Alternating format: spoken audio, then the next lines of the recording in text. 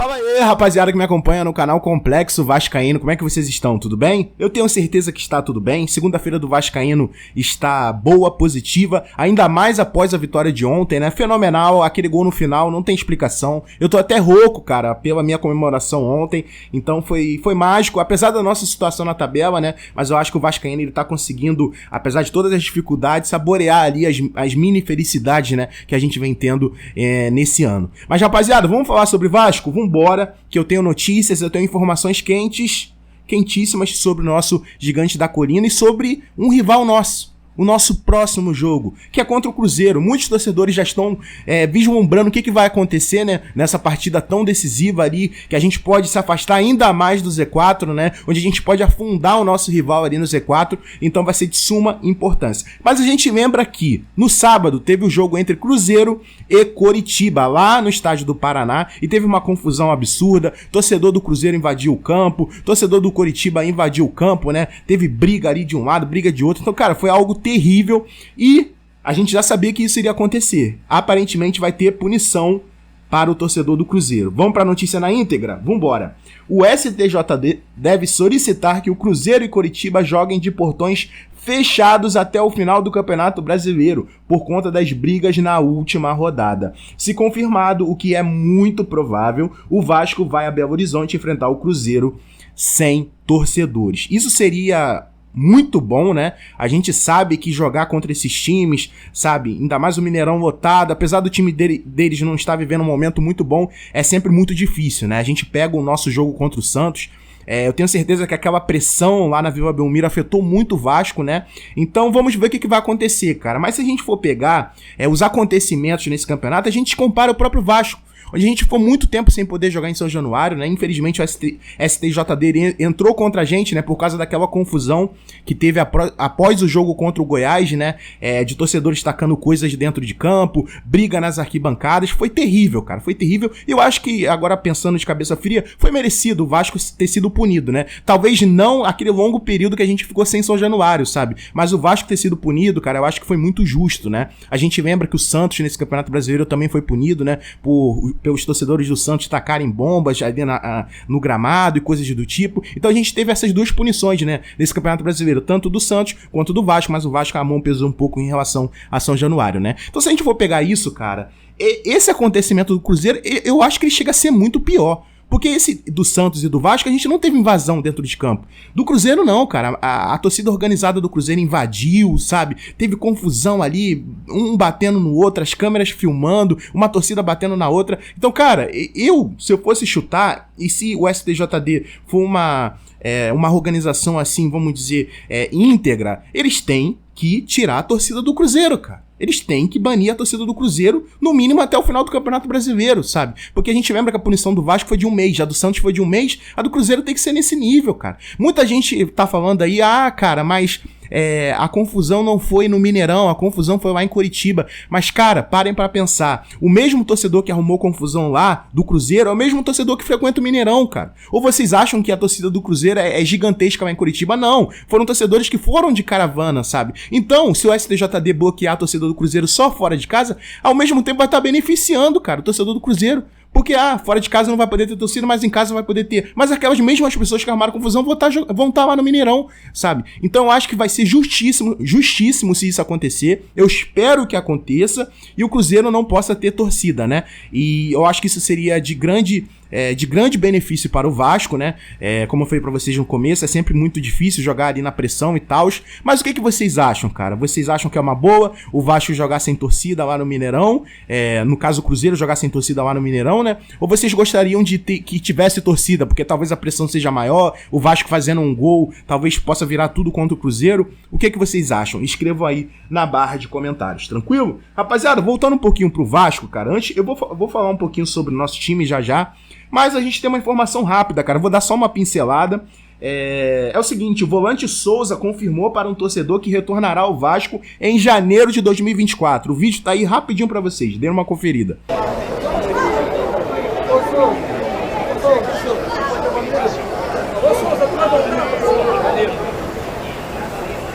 Rapaziada, vocês aceitariam o Souza de volta, cara? Eu vou emitir minha opinião. Eu não quero o Souza jogando no Vasco.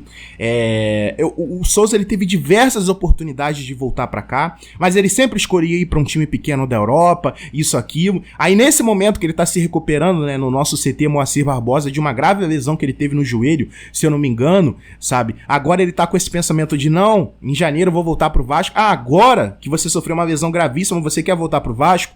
Sabe? Eu acho que já foi tempo, cara, do torcedor vascaíno ter isso, de querer a volta de um ídolo, sabe? Por quê? Tem um detalhe. Antigamente, o Vasco tava num momento financeiro muito ruim, sabe? E vários craques aqui do futebol brasileiro, obviamente, eles não queriam jogar no Vasco, sabe? Então a gente ficava nessa, tomara que a gente consiga repatriar um jogador, sabe? Trazer de volta, entre aspas, na época a gente não tinha, trazer de volta um Alex Teixeira, trazer de volta um Alan, trazer de volta um Souza, porque a gente ficava nessa esperança. Pô, o cara foi criado no Vasco, talvez mesmo da gente numa situação financeira não muito boa, talvez esses jogadores queiram voltar pro Vasco, né? Mas, cara, eu acho que isso acabou, cara. A gente pega um exemplo do Alex Teixeira, né? Alex Teixeira, cara, falta motivação pro cara. O cara ganhou o que ele tinha pra ganhar de dinheiro lá na Europa, sabe? E veio pro Vasco. Infelizmente, cara, faz tempo que o Alex Teixeira não joga futebol aqui, sabe? A gente pega o Souza. Ah, o Souza, beleza, foi criado aqui no Vasco. Mas, pô, o cara vai vir com uma pós-lesão gravíssima no joelho, sabe? Será que ele vai conseguir ter intensidade? Então, cara, eu não aceitaria o Souza, porque no momento que ele poderia vir pra cá, ele não quis vir. Ah, agora que o Vasco virou SAF, agora que talvez a gente tenha uma estrutura um pouco melhorada, agora ele quer vir, né? Então, cara, eu acho que é um jogador que não agregaria pro Vasco, então eu não aceitaria Souza. E você, quer ver o Souza com a camisa do Vasco? Escreva aí nos comentários. Rapaziada, eu tenho um dado muito interessante, cara, que saiu no Globoesporte.com hoje, cara. É o seguinte, já está aí na tela pra vocês, que é a classificação do retorno do Campeonato Brasileiro. Então, galera, a gente pega muito ali na chegada do Ramon Dias, né, que ele vem fazendo um trabalho muito bom, e é surpreendente, cara, no retorno, o Vasco está em 5º lugar, com 57,1% de aproveitamento. Um absurdo. São 24 pontos nesse retorno, com 14 jogos, 7 vitórias, 3 empates e 4 derrotas. Ou seja, é um retorno de vaga de Libertadores, cara. E a gente tem uma certeza que talvez se o Ramon Dias estivesse desde o começo do campeonato, quem sabe a gente não estivesse brigando por vaga na Libertadores, sabe?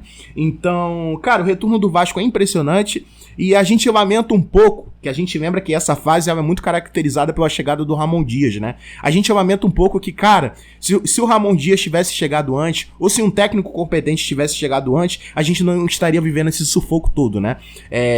Eu sei que eu já falei muitas vezes aqui no canal, eu nem gosto de repetir, mas os erros do Paulo Brax foram terríveis, cara. A demora para a demissão do Barbieri, as contratações erradas, né? A gente lembra que o Vasco começou o ano com muitos jogadores jovens que talvez não suporte essa pressão de jogar com a camisa do Gigante da Colina, né? Que ali a gente tentou trocar o pneu com o carro andando, a gente trouxe vários jogadores experientes na segunda janela, mas talvez já tivesse sido muito tarde, sabe? Pra gente voltar a ter tranquilidade no campeonato, porque a gente tá nesse momento de sufoco. É sufoco atrás de sufoco, mesmo com esse retorno muito bom, a gente vive de sufoco atrás de sufoco, sabe? Então, muitos erros foram cometidos pelo nosso diretor de futebol, cara. Mas é impressionante o retorno que a gente tem nesse Campeonato Brasileiro, cara. É impressionante, né? E agora eu vou falar um pouquinho pra vocês sobre a tabela atual, né? Pegando o começo do Campeonato Terrível e esse retorno.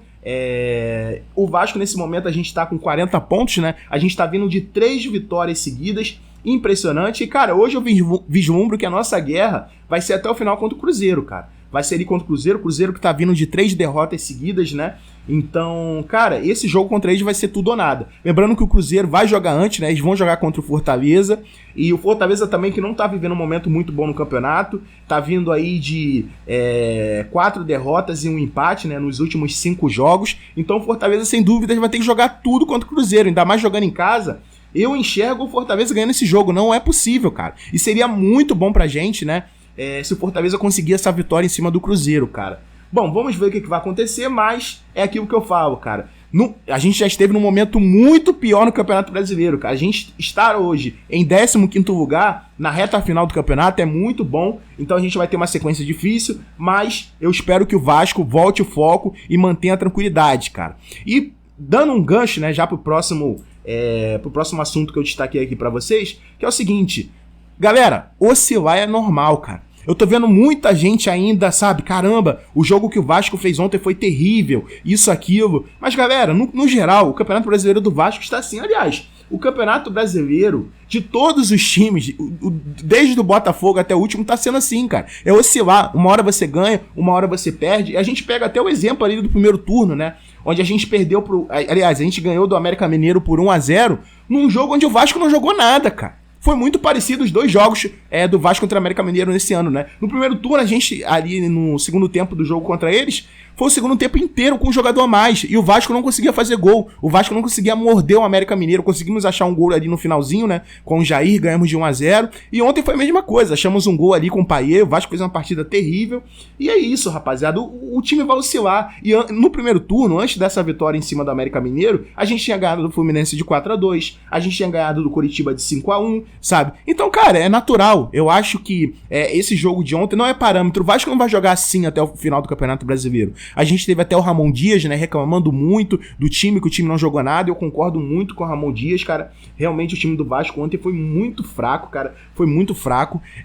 Eu acho que se passou muito pelo fator psicológico, né?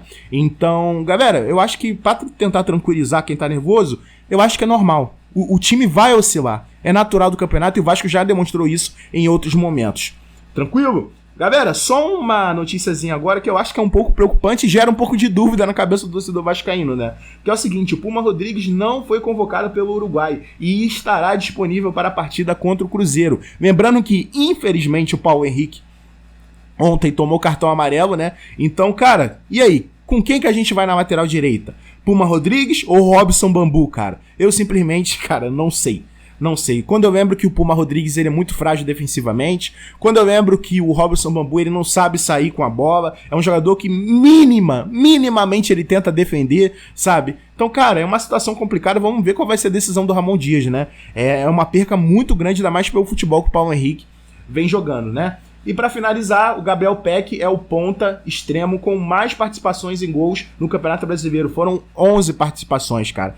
Gabriel Peck, que é um jogador que muitas das vezes a gente critica, isso, aquilo, mas, cara, é um jogador que eu queria muito ver o Gabriel Peck num time muito bom, sabe? Eu queria ver muito o Gabriel Peck com bons jogadores ali ao redor dele, sabe? Talvez mais jogadores de meio campo com qualidade, um ponta do outro lado com mais qualidade, sabe? A gente lembra que esse ano o Rossi, infelizmente, jogou pouco por causa de lesão, e o Rossi chegou muito tarde, mas talvez o Rossi seja um jogador que auxiliaria mais ao Gabriel Peck, né? Porque, em qual sentido eu quero dizer isso? Muitas das vezes um ponta do outro lado preocupa muito o time adversário, sabe? E talvez o Peck tenha mais tranquilidade, mas no geral, cara, muitas das partidas do Vasco desse ano, tudo ficou em cima do Gabriel Peck. Era só a ponta do Gabriel Peck, sabe? E é um jogador que a gente lembra que ele é novo, ele tem, se eu não me engano, 22 anos, 22 ou 23. Então, cara, eu acho que muitas das vezes o torcedor vascaíno pega muito no pé do Gabriel Peck, cara. Então, é um dado interessante pra gente ver o tamanho que o Gabriel Peck chegou. A gente critica isso, aquilo, mas tá aí, ó,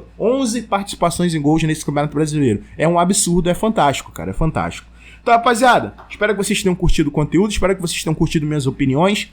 Caso você queira emitir alguma opinião, escreva aí nos comentários, que me ajuda demais. Caso você não seja inscrito no canal, se inscreva, minha frase padrão: Vascaíno ajuda Vascaíno. Já ajudou um Vascaíno hoje? Não? Então esse é o momento. Conto com a sua inscrição, conto com o seu like, conto com o seu comentário. Canal Complexo Vascaíno na área, trazendo vídeo pra vocês todos os dias. E é isso, rapaziada, tamo junto, valeu e é nóis. Valeu!